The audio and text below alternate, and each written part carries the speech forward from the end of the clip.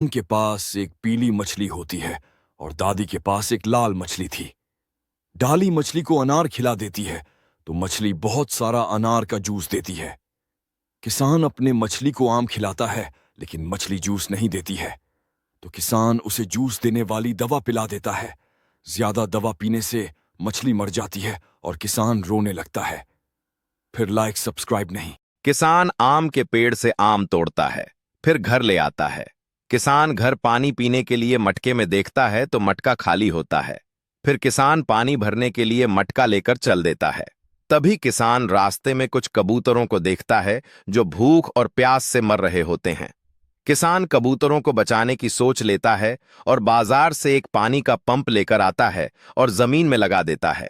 फिर पंप से बहुत सारा पानी निकलने लगता है और सारे कबूतर पानी पीते हैं। फिर किसान कबूतरों को आम खाने को देता है। कबूतर मजे से आम खाते हैं, लेकिन किसान रोने लगता है। दादी को एक घर बनाना होता है। तभी दादी जंगल से लकड़ियों को काटने आती है और कबूतर लकड़ियों को अपने पीठ पर रखकर दादी की मदद करता है।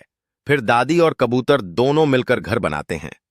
फिर धीरे धीरे दादी और कबूतर एक प्यारा सा घर बना लेते हैं और खुशी खुशी उसी में रहने लगते हैं।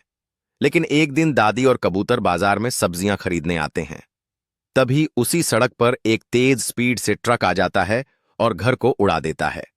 फिर दादी जब बाजार से वापस आती है तो घर को देखकर बहुत रोने लगती है, क्योंकि किसी ने लाइक सब्सक्राइब। सुवर्णी खेत में बहुत सारे पपीते लगाती हैं और फिर उन्हें बहुत सारा पानी देती है। कुछ दिनों में पपीते पक जाते हैं और सुवर्णनी उन्हें टोकरी में भर के बाजार में बेचने जाती है। सारे पपीते फटाक से बिक जाते थे और सुवर्णनी काफी पैसा कमाती है। लेकिन एक दिन बहुत सारे भेड़िया पपीते के खेत में घुस आते हैं और सारे पेड़ों को तबाह कर देते हैं। स्वर्णनी भेड़ियों के डर से झोपड़ी में छिपकर यह सब देख रही थी और रो रही थी। फिर लाइक सब्सक्राइब नहीं थे। किनारे कबूतर एक घोंसला बनाती है और फिर उसी में अंडे देती है। फिर कुछ दिनों में अंडों से चूजे निकलते हैं। कबूतर बच्चों की बहुत प्यार करती है। फिर एक दिन तेज तूफान आता है और कबूतर का घोंसला नदी में गिर जाता है और पानी के बहाव के साथ बहने लगता है। फिर एक मगरमच्छ घोंसले को अपनी पीठ पर उठाकर उसे नदी के किनारे ले आता है। कबूतर अपने बच्चों को सुरक्षित देखकर खुश होती है, लेकिन फिर भी रोने लगती है। फिर लाइक सब्सक्राइब। किसान और कबूतर ट्रेन की पटरी पर एक अमरूद का पेड़ लगाते हैं और फिर किसान बहुत सारा पानी डालता है। अब पेड़ बड़ा हो जाता है और किसान फलों को तोड़कर बाजार में बेचने जाता है।